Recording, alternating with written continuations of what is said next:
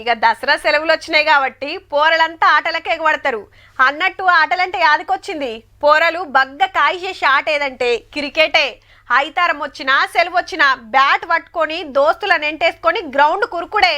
ఓ 4-5 మ్యాచ్లు ఆడి చిన్నగా ఇంటి బాట పడతారు. ఇక ఇంటికి వచ్చినాక ఫోన్ పట్టుకొని అందులో గేమ్లు ఆడుడే. అంతేగాని కడమ ఆటలు కొన్ని ఉన్నాయన్న ముచ్చట సుత తెలవకుండొచ్చు పోరలకు. కానీ గీళ్ళు అట్లా కాదు. చెల్లెమ్మలు సూటి పెట్టిండ్రంటే బాణం సెంటర్ల దిగాల్సిందే, పథకం రావాల్సిందే. అట్లాని వీళ్ళంతా పట్నంలో ట్రైనింగ్ అయితలేరుల్లో. ఆదిలాబాద్ జిల్లా చించుఘాట్ ఆశ్రమ పాఠశాల పిల్లలు మొత్తం 14 మంది ఆర్చరీలా ఆర్పారైతున్నారు.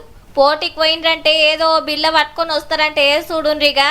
దినం పొద్దు మాపు ఇస్కూల ప్రాక్టీస్ చేస్తారు. సార్లు మేడాలు దగ్గరుండి వీళ్ళు ఎట్లా ఎక్కువ పెట్టాలి, ఎట్లా గురి పెట్టాలని ఓపికతో చెప్తుంటే ఇంట్రెస్టింగ్ వింటుండ్రు. వీళ్ళంతా సుత జిల్లా, రాష్ట్ర, జాతీయ స్థాయిలో బిల్లలు పట్టుకొచ్చినోళ్లే.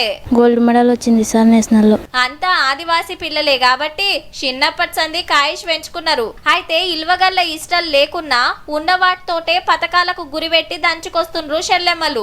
ఇక ఆడీడ కాదు, సీదా ఒలింపిక్స్ కే పోవాలి, ఇండియాకు గోల్డ్ మెడల్ కొట్టుకురావాలి అంటుండ్రు. మెడల్ కొట్టిన సార్ సెకండ్ ప్రైజ్, మళ్ళీ కుత్నూరు కొట్టిన sir first gold medal. Olympics లో ఆడుకుంటున్నాను. జాతీయ స్థాయిలో కూడా రాణిస్తున్నారు. ఒలింపిక్స్ కానీ కామన్వెల్త్ గేమ్స్ కానీ ఉంటే అక్కడ కూడా పోటీ పడడానికి వాళ్ళు సిద్ధంగా ఉన్నారు. పిల్లల కాయిష్ చూసి మంచిగా ట్రైనింగ్ ఇస్తున్నారు. పక్క వాళ్ళను దునియా పోటీలకు పోయే లెవెల్ కు తీసుకొస్తామంటున్నాడు సారు. పొద్దుగాల బడికి రాగానే ఎక్సర్సైజులు చేసి వీళ్ళు అందుకున్నారంటే ఒక్కో బాణం సీదా పోయి గుండంలో చిక్కుడే. హాగో ఎవ్వలు తక్కువ కాదు పో.